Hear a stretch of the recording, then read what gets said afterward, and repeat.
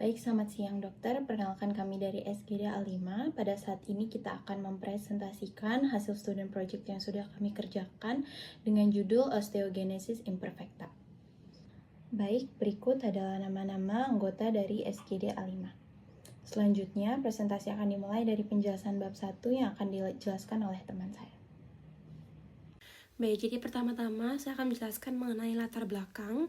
Jadi osteogenesis imperfecta itu sendiri adalah sebuah penyakit genetik yang langka dan terjadi akibat mutasi pada gen COL1A1 dan juga COL1A2 yang dia menyebabkan gangguan sintesis kolagen tipe 1 dan juga meningkatkan kerapuhan pada tulang. Untuk prevalensinya itu terjadi sekitar 1 dari 10.000 hingga 20.000 kelahiran hidup, dengan tingkat keparahan bervariasi menurut klasifikasi Silence, dari tipe 1 yang ringan hingga tipe 2 yang letal.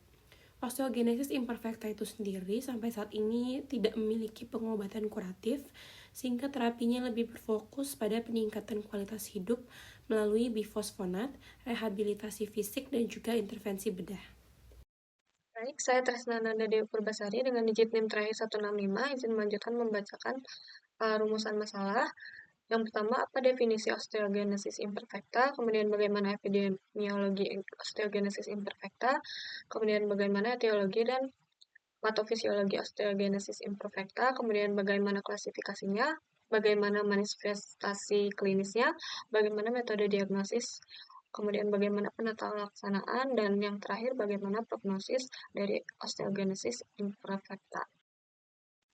Baik, selanjutnya saya akan membacakan mengenai tujuan penulisan, yaitu menjelaskan definisi osteogenesis imperfecta, menjelaskan epidemiologinya, menjelaskan etiologi dan patofisiologi, menjelaskan klasifikasi, menjelaskan manifestasi klinis, menjelaskan metode diagnosis, menjelaskan penata laksanaan penyakit, dan yang terakhir menjelaskan prognosis dari penyakit osteogenesis imperfecta.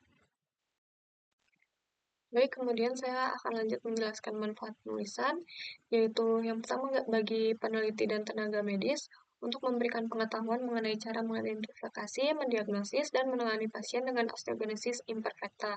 Kemudian bagi keluarga dan masyarakat untuk meningkatkan kesadaran masyarakat dan keluarga pasien mengenai faktor risiko, dampak, dan pencegahan osteogenesis imperfecta. Kemudian bagi ilmu pengetahuan memberikan kontribusi terhadap pengetahuan baru dalam literatur kedokteran mengenai osteogenesis imperfecta yang memperkaya pemahaman tentang definisi, epidemiologi, etiologi, patofisiologi, klasifikasi, manifestasi klinis, metode diagnosis, penata laksanaan, serta prognosis osteogenesis imperfecta. Dan yang terakhir, bagi pasien memberikan pemahaman tentang penyakit osteogenesis imperfecta, termasuk pemahaman pilihan terapi yang tepat. Selanjutnya akan dilanjutkan oleh teman saya. Baik, sebelumnya perkenalkan saya Anindya Indra Kumari dengan 3 digit NIM mahir 228. Di sini saya akan menjelaskan mengenai definisi dari osteogenesis imperfecta. Osteogenesis imperfecta merupakan kelainan pembentukan jaringan kolagen yang berfungsi sebagai jaringan ikat dan disebabkan oleh mutasi gen yang menyebabkan gangguan pada pembentukan kolagen tipe 1. Osteogenesis imperfecta diturunkan secara genetik dengan karakteristik fragilitas tulang dan rendahnya massa tulang dan mempunyai kecenderungan mengalami fraktur multiple akibat trauma ringan sampai sedang. Kelainan ini disebut juga dengan brittle bone disease. Mutasi genetik yang terjadi tidak hanya bermanifestasi sebagai kerapuhan tulang, tetapi juga dapat berupa penipisan kulit, deviasi struktur tulang, hipermobilitas sendi, gangguan pendengaran, kerapuhan gigi, dan sklera biru.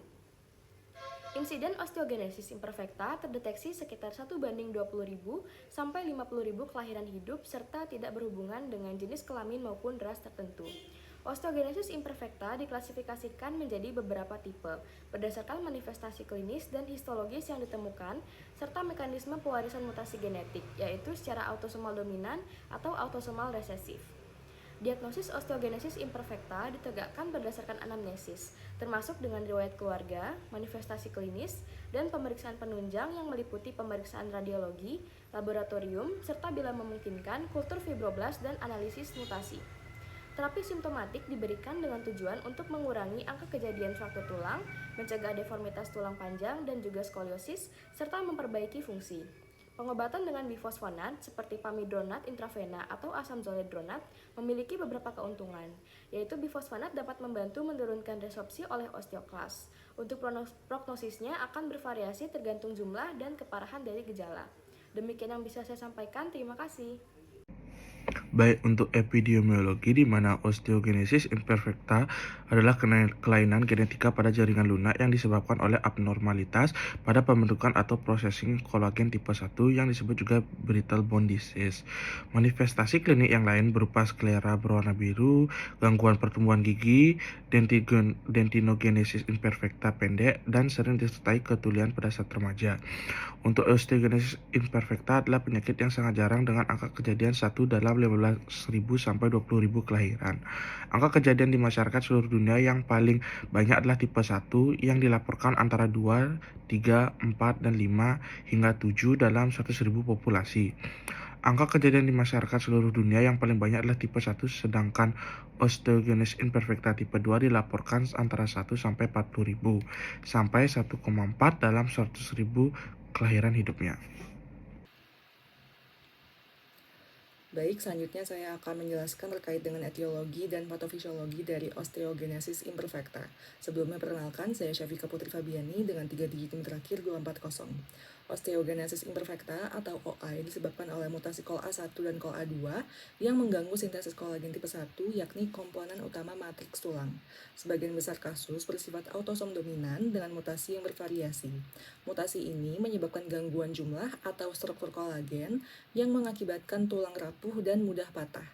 Kesalahan dalam modifikasi pasca translasi membuat kolagen salah lipat yang menghambat pembentukan matriks yang stabil. Kolagen abnormal lebih mudah diresorpsi oleh osteoklas yang memicu peningkatan produksi osteoid berkualitas rendah dan menyebabkan osteoporosis dengan pergantian yang tinggi. Spektrum klinis OI bervariasi dari ringan hingga fatal. Untuk penyebab lainnya dari OI ini dapat disebabkan oleh mutasi IFID M5 dan SERPIN F1 yang menyebabkan osifikasi dan mineralisasi abnormal, terutama pada OI tipe 5 dan juga tipe 6. Lalu dapat juga disebabkan oleh mutasi P3H1 atau CRTAP dan juga PPIB, yang dimana ini akan menyebabkan gangguan hidroksilasi prolin pada kolagen. Kemudian dapat juga disebabkan oleh mutasi SERPIN H1 dan FKBP10, yang akan mengakibatkan pemrosesan dan stabilisasi heliks kolagen yang terganggu. Kemudian dapat juga disebabkan oleh mutasi SP7 dan TMEM38B, yang akan mengakibatkan diferensiasi osteoblas yang terhambat dan juga tulang yang rapuh. Baik, sebelumnya mohon izin dokter, perkenalkan saya Ida Igung Widya Prasanti, 3 digit NIM terakhir 087. Di sini saya akan menjelaskan berkaitan dengan klasifikasi dari osteogenesis imperfecta. Pertama adalah klasifikasi berdasarkan Silence, yang mana Silence mengklasifikasikan OI itu menjadi 4, yaitu yang pertama ada tipe ringan atau tipe 1, yang gejala klinisnya yang khas berupa kerapuhan tulang yang bersifat ringan. Adapun tipe 2 atau letal, itu gejala klinisnya bisa berupa kematian yang neonatal atau setelah lahir. Tipe 3 itu gejala klinisnya bisa berupa deformitas pada tulang panjang, cenderung bertubuh pendek, serta skoliosis. Ada pula tipe 4, yang mana di sini kerapuhan ataupun deformitasnya itu cenderung lebih parah dibanding tipe 1 sebelumnya.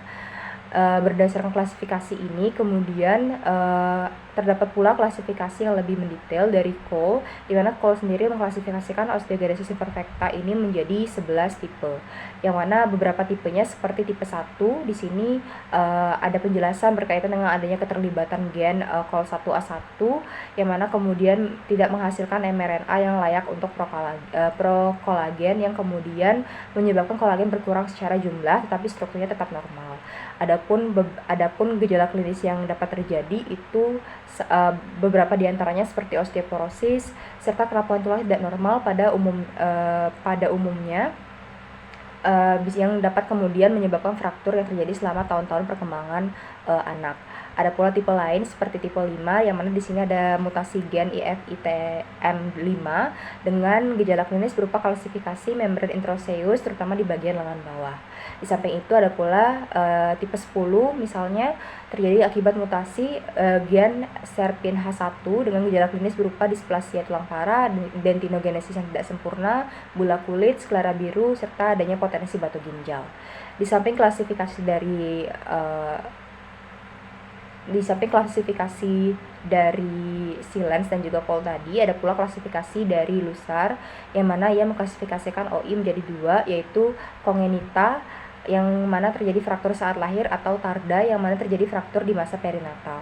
Kemudian berdasarkan klasifikasi Lusar ini, Shapiro memodifikasinya menjadi 4 jenis, yaitu kongenita A yang mana fraktur terjadi di dalam rahim atau saat lahir. Kongenita B, fraktur berkelanjutan di dalam rahim atau saat lahir. Tarda A, fraktur yang terjadi sebelum usia berjalan, ataupun tarda B, fraktur yang terjadi setelah usia berjalan. Mungkin itu yang dapat saya sampaikan berkaitan dengan klasifikasi dari osteogenesis imperfecta. Selanjutnya akan dijelaskan berkaitan manifestasi klinis oleh teman saya. Terima kasih. Baik, perkenalkan, saya Komar Aditya Putra Pratama dengan 3 digit NIM terakhir 213. Saya akan menjelaskan manifestasi klinis dari osteogenesis imperfecta atau OI. Manifestasi klinis dari OI akan muncul pada penderita OI tergantung pada tipe berapa sesuai dengan yang telah dijelaskan oleh rekan saya sebelumnya. Namun secara umum, manifestasi klinis dari OI ada 8, yakni fraktur, deformitas muskuloskeletal, sklera berwarna biru, kelainan pada gigi, hipermobilitas sendi, masalah pendengaran, masalah kardiovaskular dan pernafasan, dan terakhir adalah pertumbuhan terhambat. Oke, perkenalkan saya Vanessa Praga Paulus dengan digit terakhir langsung akan menjelaskan mengenai metode diagnosis pada OI atau osteogenesis imperfecta berdasarkan riwayat klinis, riwayat keluarga dan kepadatan tulang serta radiografi dan biokimia tulang. Yang pertama, riwayat klinis. Pada pasien OI ini ada 4 gejala khas yang spesifik, yaitu ada massa tulang yang berkurang, yaitu kerapuhan meningkat, sklera berwarna biru, tendinogenesis imperfecta, dan kehilangan pendengaran. Serta gejala lainnya ditemukan hiperaktivitas ligamen, perawakan pendek, dan mudah mengalami mat. Yang kedua, radiografi. Yang pertama, X-ray. Pada OI ditemukan pada bagian kepala, leher, dan tulang belakangnya ada Worman bones, basilar invasion, kyphoscoliosis, dan pada dadanya ditemukan rectus effectum, dan pada panggul ditemukan Coxa-vara. Temuan lainnya adalah adanya klasifikasi popcorn pada metafisis dan epifisis, serta adanya osteoporosis dan tidak ada fanoleng pada tulang panjang. Yang kedua, CT scan. CT scan pada OI akan ditemukan Worman bones, basilar invasion, otosclerosis, dan fraktur tulang panjang.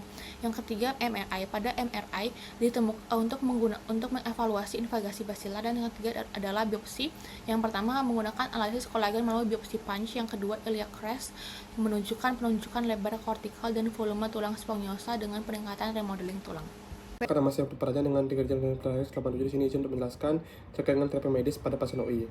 Menurut buku Nature Medical Education Volume 6, tertentu pada manajemen pengobatan pasien osteogenesis imperfecta berfokus pada terapi mengurangi risiko patah tulang dan deformitas, meminimalkan disabilitas serta meningkatkan kesehatan secara keseluruhan. Namun terapi ini tidak dapat berdiri sendiri dikarenakan belum ada obat yang mampu menyembuhkan OI. Beberapa pilihan terapinya tersebut antara lain adalah bifosfonat, yang pertama golongan nitrogen bifosfonat seperti pamidronat, alendronat, risedronat, dan zoledronat adalah jenis bifosfonat yang paling umum digunakan dalam pengobatan OI. Mekanisme kerjanya berkaitan dengan kemampuan dalam memanipulasi aktivitas osteoklas melalui penghambatan jalur melafonat yang terbukti mampu meningkatkan kepatuhan tulang.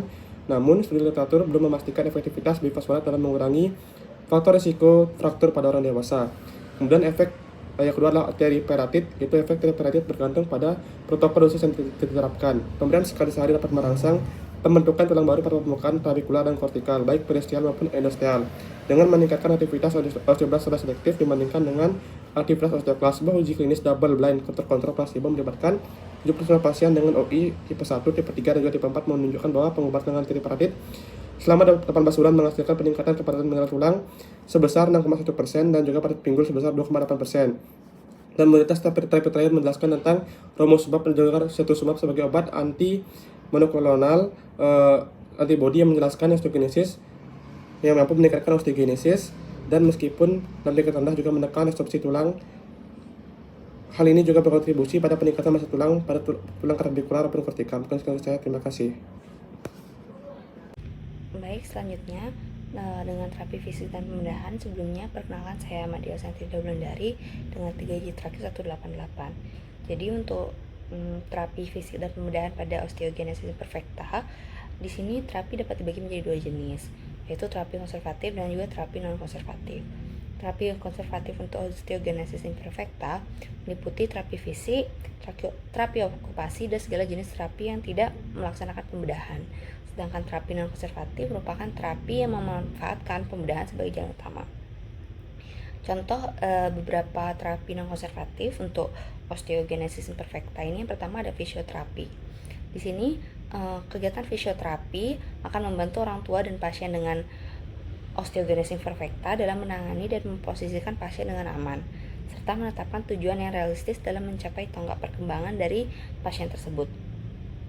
Kemudian selanjutnya ada ortosis. Di sini ortosis merupakan alat bantuan yang membantu mengontrol posisi dan juga mencegah berkembangnya deformitas lebih lanjut. Kemudian selanjutnya ada pada terapi non konservatif. Di sini terapi non konservatif tentunya dilaksanakan dengan pembedahan. Di sini untuk terapi bedah sendiri merupakan pengobatan standar untuk osteogenesis imperfecta. Dan fiksasi intramedular merupakan terapi bedah yang paling efektif pada sebagian besar pasien karena memungkinkan penyambungan beberapa tulang dalam prosedur osteotomi ortopedi. Mungkin sekian dari saya akan lanjut ke slide selanjutnya. Baik, untuk prognosis dan komplikasi, prognosis untuk osteogenesis imperfecta atau ini tergantung pada tipe yang dialami individu. Untuk tipe pertama itu ringan, harapan hidup normal dengan risiko fraktur sebelum pubertas. Tipe 2 parah, sering fatal dalam tahun pertama akibat gagal napas atau perdarahan intrakranial. Untuk tipe 3 itu parah, deformitas tulang progresif, mobilitas terbatas, dan harapan hidup lebih pendek. Untuk tipe 4 sedang, ini fraktur lebih sering dibandingkan tipe 1 dengan kemungkinan deformitas tulang ringan hingga sedang. Untuk komplikasinya, ini OI menyebabkan berbagai komplikasi antara lain. Yang pertama, gangguan pendengaran, untuk hilang pendengaran, terutama pada tipe 1 dan 4. Untuk masalah dari pernapasan, risiko pneumonia akibat skoliosis dan deformitas tulang rusuk. Untuk deformitas tulang dan skoliosis ini memengaruhi mobilitas dan kualitas hidup. Untuk masalah gigi, dentinogenesis imperfecta menyebabkan gigi rapuh dan mudah patah. Untuk gangguan saraf, ini risiko hidrosefalus dan kraniosinostosis pada tipe berat. Mungkin sekian dari saya. Perkenalkan, nama saya Ivani Aurelia Sembiring dengan 3 digit NIM terakhir 061. Di sini izin membacakan bab 3 kesimpulan. Osteogenesis imperfecta atau OI adalah penyakit genetik langka akibat mutasi pada gen COL1A1 dan COL1A2 yang mengganggu sintesis kolagen tipe 1, menyebabkan kerapuhan tulang dan fraktur berulang. Berdasarkan klasifikasi Silence, OI memiliki beberapa tipe dengan tingkat keparahan berbeda, dari ringan hingga letal, serta gejala lain seperti deformitas skeletal dan gangguan pendengaran. Diagnosis dilakukan melalui riwayat klinis, pencitraan medis, dan pemeriksaan genetik. Meskipun belum ada obat, tetapi bisa dilakukan terapi fisik, bifosfonat, dan tindakan bedah dapat membantu meningkatkan kualitas hidup pasien. Penelitian terbaru mengeksplorasi terapi antibodi monoklonal dan sel punca meskipun masih dalam tahap uji coba. Prognosis pasien bervariasi tergantung tipe OI-nya. Dengan pendekatan multidisiplin, diperlukan penanganan yang optimal. Baik, selanjutnya adalah saran. Peningkatan penanganan osteogenesis imperfecta atau OI memerlukan pemahaman yang lebih baik dari masyarakat dan tenaga medis, terutama di fasilitas pelayanan primer, agar diagnosis dini dapat dilakukan dan resiko komplikasi berkurang. Konseling genetik juga penting untuk membantu pasien dan keluarga memahami pola pewarisan serta penata laksanaan jangka panjang. Selain itu, penelitian terapi inovatif seperti terapi sel punca dan terapi genetik harus terus dikembangkan dengan dukungan pemerintah dan institusi kesehatan. Fasilitas rehabilitasi, aksesibilitas alat bantu, serta fisioterapi juga perlu diperhatikan untuk meningkatkan kualitas hidup untuk pasien. Pendekatan multidisiplin yang komprehensif diharapkan dapat mengoptimalkan penanganan OI dan memberikan hasil yang lebih baik pada penderitanya. Sekian dari saya, terima kasih. Baik, sekian presentasi yang dapat kami sampaikan. Kiranya mohon maaf apabila terdapat kesalahan dalam penyampaian ataupun penulisan yang telah kami buat. Dan terima kasih dokter atas perhatiannya. Saya izin untuk menutup presentasi kami. Terima kasih.